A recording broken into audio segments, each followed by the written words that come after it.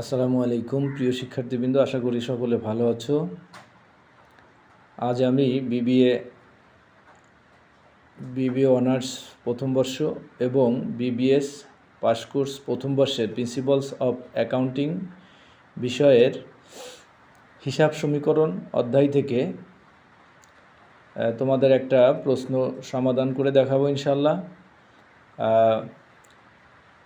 জাতীয় বিশ্ববিদ্যালয় 2019 সালে হিসাব বিজ্ঞান বিভাগে যে কোশ্চেনটা এসেছে সেটা নিয়ে আমি আলোচনা করছি। এখানে দেখো প্রশ্নে বলা আছে, the following transaction were exercised by Khadija's trading during November 2018। নভেম্বরের 1 তারিখ Khadija's invested taka 30,000 cash to the started a new business. 3 তারিখে বলা হচ্ছে, the business borrowed taka 55,000 from a bank and notes payable or side.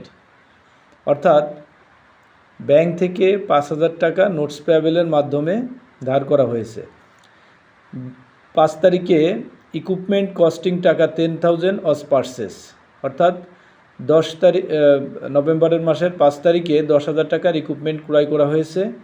টাকা 4,000 ক্যাশ অ্যান্ড নোটস পেয়েবল 6,000, যাহার মধ্যে নগদে পরিশোধ করা হয়েছে 4,000 টাকা এবং বাকি আছে 6,000 টাকা। নভেম্বরের 8 তারিখ supplies costing taka 2,000 war purchased on account. নভেম্বরের 8 তারিখে সাপ্লাইজ ক্রয় করা হয়েছে 2,000 টাকার, আর সেটা ক্রয় করা হয়েছে বাকিতে, অন অ্যাকাউন্টস মানে বাকি।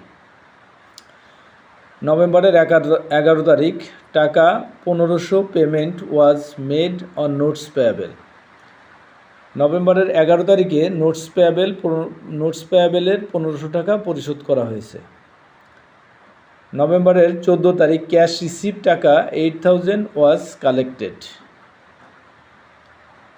নভেম্বরের 14 তারিখে তাদের নগদ সেবা আয় হয়েছে 8,000 টাকা।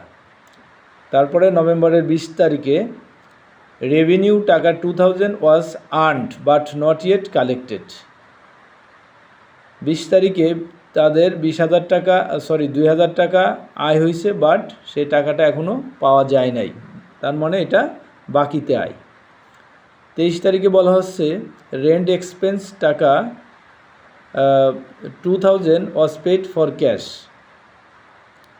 23 তারিখে নগদে বাড়ি ভাড়া পরিশোধ করা হয়েছে 1,200 টাকা। 25 তারিখ ওয়েজেস টাকা 1,000 and salaries taka 5,000 were paid for cash. মজুরি 1,000 টাকা এবং বেতন 5,000 টাকা নগদ পরিশোধ করা হয়েছে। 30 তারিখে বলা হচ্ছে সাপ্লাইজ কস্টিং টাকা 1,500 were used out of supplies purchase on November 8। নভেম্বরের 8 তারিখে তারা 2,000 টাকার সাপ্লাইজ ক্রয় করা হয়েছিল, সেখান থেকে 1,500 টাকার সাপ্লাইজ ব্যবহার করা হয়েছে। প্রিয় শিক্ষার্থীবৃন্দু, এটা ছিল কোশ্চেনের বিষয়। এখন আমি এটা সমাধান করে তোমাদের দেখানোর চেষ্টা করছি।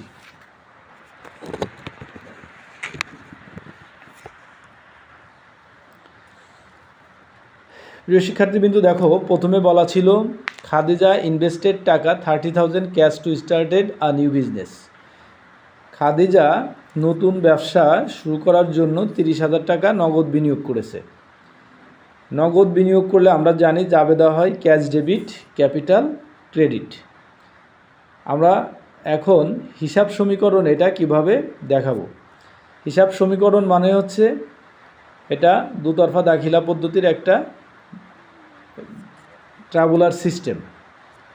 প্রথমে দেখো, নগদ 30,000 টাকা নিয়ে আসছে ব্যবসা করার জন্য, এই জন্য ক্যাশে লিখেছি 30,000 টাকা। আর যেহেতু সে মূলধনে বিনিয়োগ করছে, মানে ব্যবসায় বিনিয়োগ করছে, সেহেতু এটা মূলধন হিসাবে লেখা হয়েছে 30,000 টাকা। নভেম্বরের 3 তারিখে বলা হচ্ছে দ্য বিজনেস বড়ো টাকা 5,000 from a bank and notes payable or side. অর্থাৎ ব্যাংক থেকে 5,000 টাকা নোটস পেয়েবলের মাধ্যমে ধার করা হলো। ব্যাংক থেকে 5,000 টাকা নোটস পেয়েবলের মাধ্যমে ধার করার কারণে এখানে একটা সম্পদ বৃদ্ধি পেয়েছে এবং পাশাপাশি একটা দায় বৃদ্ধি পেয়েছে। সম্পদ নগদ টাকা ধার করা হয়েছে, এখানে আমাদের নগদ টাকা বাড়ছে 5,000 টাকা এবং নোটস পেয়াবেল দায় পাশে বসবে 5,000 টাকা।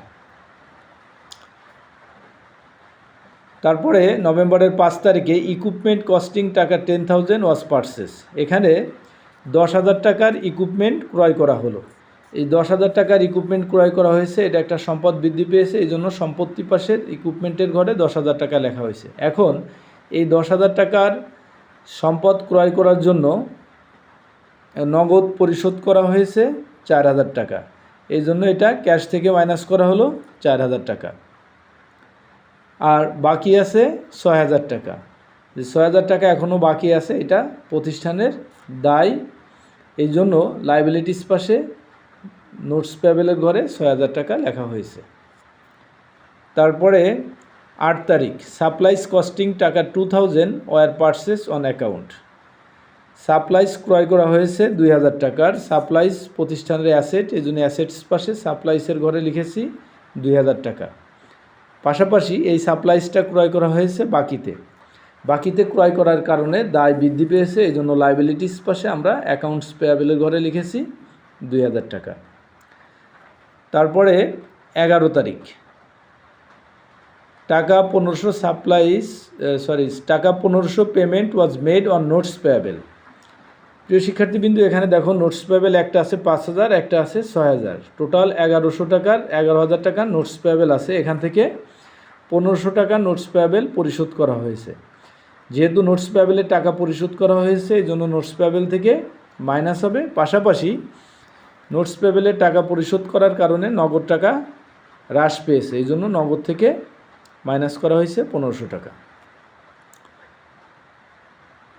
তারপর 14 তারিখ ক্যাশ রেভিনিউ অফ টাকা 8,000 ওয়াজ কালেক্টেড। নগদ আয় হয়েছে 8,000 টাকা, যা নগদে পাওয়া গেল। যেহেতু নগদ আয় হয়েছে, সেহেতু আমাদের এখানে নগদ টাকা বৃদ্ধি পাবে, অর্থাৎ সম্পত্তি পাশে ক্যাশ বৃদ্ধি পাবে। পাশাপাশি এটা আয় হয়েছে, এই কারণে ক্যাপিটালের সাথে বৃদ্ধি পাবে 8,000 টাকা। এখানে আমাদের একটা জিনিস মনে রাখতে হবে, সেটা হচ্ছে যে কোনো প্রকার আয় হলে মূলধন বাড়ে এবং যে কোনো প্রকার ব্যয় হলে মূলধন কমে। এখানে যেহেতু আয় হয়েছে, এই জন্য আমরা মূলধনের সাথে যোগ করেছি। 20 তারিখ নভেম্বরের 20 তারিখে বলা হচ্ছে revenue of taka 2,000 was earn but not yet collected. এখানে আমাদের 2,000 টাকা আয় হয়েছে কিন্তু পাওয়া যায় নাই, বাকিতে আয় হয়েছে। বাকিতে আয় হলে আমরা টাকা পাবো, কার কাছে পাবো? অ্যাকাউন্ট রিসিভেবলের কাছে। এখানে অ্যাকাউন্ট রিসিভেবলের ঘরে বসবে 2,000 টাকা, আর এটা যেহেতু আয় হয়েছে সেহেতু এটা মূলধনের ঘরে মূলধনের সাথে যোগ হবে। প্রিয় শিক্ষার্থীবৃন্দু, তোমরা মনে রাখবে এই ক্যাপিটালের সাথে যে সমস্ত লেনদেন যোগ এবং বিয়োগ হবে, শুধুমাত্র ওই সমস্ত লেনদেনের জন্য এখানে মন্তব্য লিখতে হবে। তো এখানে যেহেতু আমাদের আয় হয়েছে, এই জন্য আমরা লিখেছি সার্ভিস রেভিনিউ। জাস্ট এখানে সংক্ষেপে একটা মন্তব্য লিখতে হবে। তারপর হচ্ছে 23 তারিখ রেন্ট এক্সপেন্সেস টাকা 1,200 ওয়াজ পেড ফর ক্যাশ। নগদে ভাড়া পরিশোধ করা হলো 1,200 টাকা। ভাড়া পরিশোধ করা হলো, এটা ব্যবসা প্রতিষ্ঠানের জন্য একটা খরচ। নগদে যেহেতু পরিশোধ করা হয়েছে, এই জন্য ক্যাশ থেকে মাইনাস করা হলো 1,200 টাকা, এবং এটা যেহেতু একটা খরচ সেহেতু মূলধন থেকে মাইনাস করতে হবে 1,200, কারণ যে কোনো খরচ হলেই মূলধন থেকে মাইনাস করতে হয়। তারপরে 25 তারিখ ওয়েজেস টাকা 1,000 and salaries taka 5,000 were paid for cash. Wages এবং স্যালারিজ 1,000 এবং 5,000, টোটাল 6,000 টাকা নগদে পরিশোধ করা হলো। যেহেতু নগদে পরিশোধ করা হয়েছে, এই জন্য নগদ থেকে আমরা মাইনাস করলাম 6,000 টাকা, আর এটা যেহেতু খরচ সেহেতু মূলধন থেকেও 6,000 টাকা মাইনাস হবে। আর আমরা মন্তব্য লিখব কি? Wages and salaries expenses. প্রিয় শিক্ষার্থীবৃন্দু, 30 তারিখে বলছে সাপ্লাইজ কস্টিং টাকা 1500 ওয়ার ইউজড। এখানে দেখো আমরা সাপ্লাইজ ক্রয় করেছিলাম 2000 টাকার। এই 2000 টাকার সাপ্লাইজ থেকে 1500 টাকার সাপ্লাইজ খরচ হয়েছে, ব্যবহার করা হয়েছে। যেহেতু সাপ্লাইজ ব্যবহার করা হয়েছে এই জন্য আমরা সাপ্লাইজ থেকে মাইনাস করে দিব 1500। আর যেহেতু এটা সম্পদ কমেছে অর্থাৎ সম্পদ থেকে খরচ হয়েছে এই জন্য এটা মূলধন থেকেও মাইনাস হবে 1500 টাকা। এখন আমরা যোগ বিয়োগ করে দেখব সম্পত্তি এবং দায় ও মালিকানা সত্ত্ব মিল আছে কিনা। প্রিয় শিক্ষার্থীবৃন্দু দেখো, এখানে আমাদের ক্যাপিটাল ছিল 30,000, সার্ভিস রেভিনিউ 8,000, অর্থাৎ এখানে আমাদের যে লেনদেনগুলোর ব্র্যাকেট দেওয়া নেই সেই লেনদেনগুলো আমরা আগে যোগ করব। যোগ করে যেগুলো ব্র্যাকেট দেওয়া আছে অর্থাৎ মাইনাস করা আছে সেইগুলো আমরা মাইনাস করব। ক্যালকুলেশন করে আমরা দেখতে পাচ্ছি এখানে ক্যাপিটাল আছে 31,300, নোটস অ্যাকাউন্টস পেয়াবেল আছে 2,000, আর নোটস পেয়াবেল আমরা যোগ বিয়োগ করে পেয়েছি 9,500, অর্থাৎ liabilities and honour security total হয়েছে আছে কত 42,800। এখন আমরা সম্পত্তি পাশ দেখব। সম্পত্তি পাশে ইকুইপমেন্ট আছে 10,000, সাপ্লাই ছিল 2,000, ওখান থেকে মাইনাস হয়ে গেছে 1500, আছে 500। তারপরে অ্যাকাউন্টস পেয়াবেল আছে 2,000, আর অ্যাস ক্যাশ যোগ বিয়োগ করে আমরা পেয়েছি এখানে 30,000, অর্থাৎ টোটাল অ্যাসেট আছে 42,800।